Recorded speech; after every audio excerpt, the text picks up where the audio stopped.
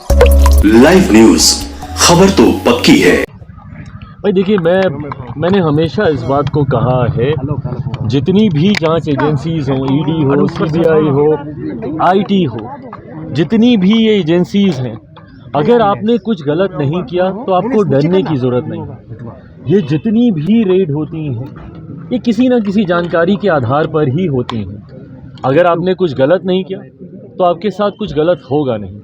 पर हाँ, अगर जो जानकारी प्राप्त हुई है जिसके आधार पर इस तरीके की रेड की जा रही है, उसमें अगर कुछ सही पाया गया तो किसी भी गुनहगार को बख्शा नहीं जाएगा। ये केंद्र सरकार इस बात को लेकर, मेरे प्रधानमंत्री, और अगर आज हम लोग बिहार की बात कर रहे हैं तो मुख्यमंत्री की भी नीति इस बात को लेकर पूरी तरीके से स्पष्ट है। ज़ीरो टॉलरेंस करप्शन को लेकर मेरे प्रधानमंत्री आगे बढ़ने का कार्य कर रहे हैं।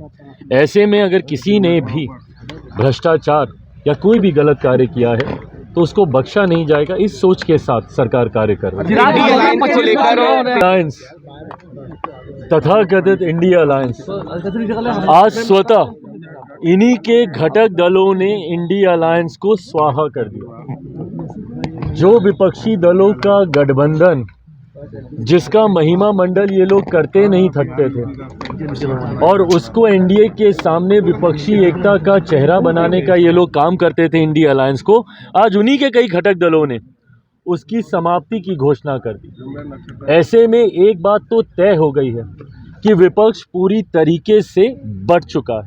और इस बात को मैंने कई बार बोला है कि जब महत्वाकांक्षी दलों का गठबंधन होता है तो वो कभी एक साथ नहीं रह सकता। ऐसे भानुमति के कुनबे को कई बार बनते और बिगड़ते हम लोग देख चुके हैं। 2014 से देश में प्रधानमंत्री नरेंद्र मोदी जी को हराने की सोच के साथ कई बार ऐसे महत्वाकांक्षी दलों का गठबंधन बना, और परिणाम क्या हुआ कि ये लोग एक दूसरे की काट ही करने के लिए लग जाते। दिल्ली में अभी चुनाव है, इनके घटक दल आधे आम आदमी पार्टी को सपोर्ट कर रहे हैं। कांग्रेस का नेतृत्व, देश की जनता तो नकार ही चुकी है, कांग्रेस का नेतृत्व इनके घटक दल तक स्वीकार करने को तैयार नहीं है।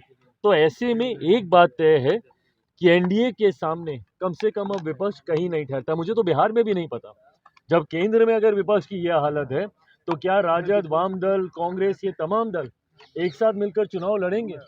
क्योंकि कांग्रेस बिहार में जिस तरीके से इस चुनावी वर्ष में जो बिहार और बिहारियों के लिए एक महत्वपूर्ण साल है, इस साल में देश के मुझे लगता है सबसे अनुभवी नेताओं में से एक महामहिम राज्यपाल जी को बिहार प्रदेश के राज्यपाल की जिम्मेदारी दी गई। इस उपलक्ष्य पर मैं मेरी पार्टी की तरफ से एक प्रतिनिधि मंडल, जिसमें पार्टी के तमाम वरिष्ठ नेता शामिल थे, हम लोगों ने महामहिम से मुलाकात कर उनका स्वागत किया और ये विश्वास जताया कि उनके नेतृत्व में बिहार चुनावी साल में प्रवेश कर रहा है। ऐसे में उनका मार्गदर्शन हम सब के लिए अति महत्वपूर्ण है। साथ ही में नववर्ष की शुरुआत भी थी। नववर्ष की भी शुभकामनाएं महामहिम को पार्टी के तमाम नेताओं के द्वारा दी गई, और इसी के साथ कई ऐसे बिहार से जुड़े हुए विषय हैं जिसकी जानकारी महामहिम के संज्ञान में हम लोगों ने देने का हम लोगों ने काम किया। कुल मिलाकर ये पहली औपचारिक मुलाकात लोक जनशक्ति पार्टी रामविलास के नेताओं की महामहिम के साथ थी। बहुत खूबसूरत ये मुलाकात रही। महामहिम के संबंध व्यक्तिगत तौर पर भी मेरे परिवार के साथ लंबे समय से रहे हैं। मेरे नेता, मेरे पिता आदरणीय रामविलास पासवान जी ने, दोनों ने साथ मिलकर भाइयों की तरह कार्य करने का काम किया। एक ही कैबिनेट का दोनों हिस्सा रहे। कई उतार चढ़ाव राजनीति के दोनों ने साथ मिलकर देखे। मैं बच्चा था तब से इनके साथ मेरा परिचय रहा है। उस नाते भी आज उनसे मिलना एक सुखद अनुभव रहा। पूरी तरीके से बढ़ चुका है और इस बात को मैंने कई बार बोला है कि जब महत्वाकांक्षी दलों का गठबंधन होता है तो वो कभी एक साथ नहीं रह सकता। ऐसे भानुमति के कुनबे को कई बार बनते और बिगड़ते हम लोग देख चुके हैं। 2014 से देश में प्रधानमंत्री नरेंद्र मोदी जी को हराने की सोच के साथ कई बार ऐसे महत्वाकांक्षी दलों का गठबंधन बना और परिणाम क्या हुआ कि ये लोग एक दूसरे की काट ही करने के लिए लग जाते। दिल्ली में अभी चुनाव है, इनके घटक दल आधे आम आदमी पार्टी को सपोर्ट कर रहे हैं। कांग्रेस का नेतृत्व, देश की जनता तो नकार ही चुकी है, कांग्रेस का नेतृत्व इनके घटक दल तक स्वीकार करने को तैयार नहीं है। तो ऐसे में एक बात तय है कि एनडीए के सामने कम से कम अब विपक्ष कहीं नहीं ठहरता। मुझे तो बिहार में भी नहीं पता, जब केंद्र में अगर विपक्ष की यह हालत है तो क्या राजद, वाम दल, कांग्रेस, ये तमाम दल एक साथ मिलकर चुनाव लड़ेंगे? क्योंकि कांग्रेस की भी महत्वाकांक्षाएं, अभी तो 100 का आंकड़ा इन्होंने पार नहीं किया, पर महत्वाकांक्षाएं तो बड़ी हुई। चुनाव आते आते तक बिहार में भी ये इंडिया अलायंस है, महागठबंधन है, यूपी है, मुझे नहीं पता कि क्या है, पर मुझे नहीं लगता कि चुनाव आते आते तक बिहार में भी विपक्षी दल एक साथ रह पाएंगे। मतलब 2025 में आप मान रहे हैं कि विपक्ष का सुनवा जो है बिखर जाएगा 2025 तक? ये सोच एक सत्ताधारी, एक राज्य की सत्ताधारी दल के प्रमुख की ये सोच, और वो भी एक ऐसे राज्य की सत्ताधारी पार्टी जो कि देश की राजधानी है। आम आदमी पार्टी के प्रमुख पूर्व मुख्यमंत्री अरविंद केजरीवाल जी ने जिस तरीके से यूपी बिहार के लोगों को लेकर आपत्तिजनक टिप्पणी करने का काम किया, इसको कतई बर्दाश्त नहीं किया जा सकता।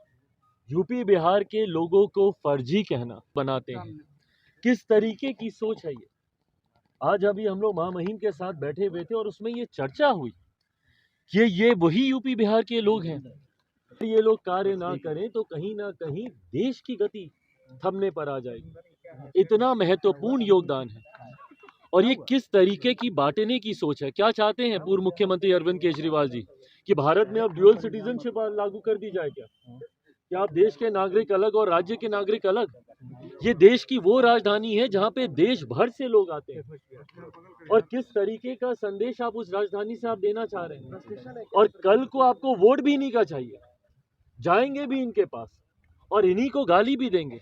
ये वही सोच है जो कि महाराष्ट्र में भी एक राजनीतिक दल था जो महाराष्ट्र में बिहारियों के ऊपर लाठी चलाने का काम करता था, और आज उद्धव ठाकरे जी की पार्टी, और आज वही सोच को अरविंद केजरीवाल जी, ये पूरी तरीके से गठबंधन को हर सर्वे में लगातार इनकी सरकार होने के बावजूद ये अपने वादे पूरे नहीं कर पाए।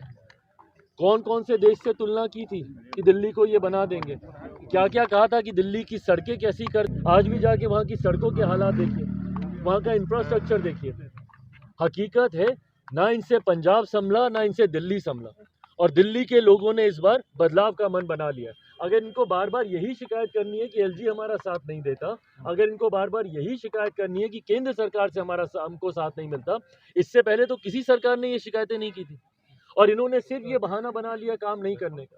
तो जब आपको काम करना ही नहीं है और आप यही कहते हैं कि भाई केंद्र से हमको समर्थन नहीं मिलता, एलजी हमको समर्थन नहीं देती, तो माइट एज वेल दिल्ली की जनता इस बार उसी सरकार को चुने ना जिसका समर्थन एलजी देंगे, जिसका समर्थन केंद्र सरकार को भी जिसका मिलेगा, और जिनको बहुत खूबसूरत शब्दों में हमारे प्रधानमंत्री जी डबल इंजन की सरकार कहते हैं। इस बार ये बात तय है कि 8 फरवरी को जब परिणाम आएंगे तो दिल्ली में डबल इंजन की सरकार होगी, भाजपा के नेतृत्व वाली एनडीए की सरकार दिल्ली में बनने जा रही है, इसमें कहीं कोई चिराग जी, बिहार में तेजस्वी ने भी कहा है कि 2025 में एनडीए की विदाई तय है। साल के शुरुआती दिनों में ही तेजस्वी यादव ने कहा कि इस साल बिहार में एनडीए की विदाई तय है। अच्छा सुनिए ना, इनकी आदत, आप इनके बयान निकाल के देख लीजिए ना, लोकसभा के वक्त क्या बोलते थे, सुपड़ा साफ हो जाएगा, खाता नहीं खोल पाएंगे, हर चुनाव में वही रटी रटाई बातें। परिणाम क्या होते हैं? अभी उपचुनाव में परिणाम दिख गए ना इनको। हाँ, 4 सीटों पे उपचुनाव हुए, 100% स्ट्राइक रेट रहा एनडीए का। क्या हो गया भैया? ऐसे जिनको ये अपना गढ़ मानते थे, जहाँ पे अपना आधिपत्य ये मानते थे कि भाई कुछ हो जाए, बेलागंज जैसी सीटें, ये लाइव न्यूज, खबर तो पक्की है।